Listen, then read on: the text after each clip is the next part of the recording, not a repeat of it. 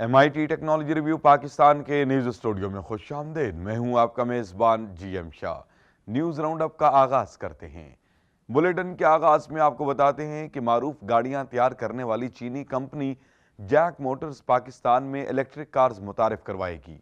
इस हवाले से कंपनी के deputy chief economic manager David Zhang का कहना है कि ये रिवायती गाड़ियों की निस्बत सस्ती होंगी, जिससे न सिर्फ इनके खरीदने वालों को फायदा पहुंचेगा बल्कि माहौल में बढ़ती हुई आलूदगी पर काबू पाने में भी मदद मिलेगी।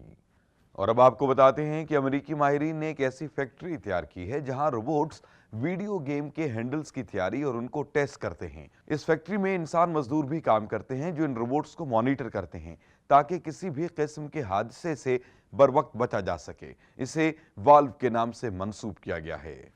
और अब बुलेटिन के आखिर में आपको बताते हैं कि स्विट्जरलैंड के माहिरीन ने एक ऐसा खुदकार रोबोट तैयार किया है जो फसलों से जड़ी बूटियां निकालता है। इसे ऐप के जरिए स्मार्टफोन से मुंसलिक करके कॉन्फ़िगर किया जाता है, जिसके बाद ये इस्तेमाल करने के काबिल बन जाता है। इसके साथ साथ इसमें जदीद सेंसर्स, GPS और एक कैमरे को नस्ब किया गया है जो इससे खुदकार तरीके से जड़ी बूटियां निकालने में रहनुमाई करता है। इसे इको रोबोटिक्स के नाम से मंसूब किया गया है।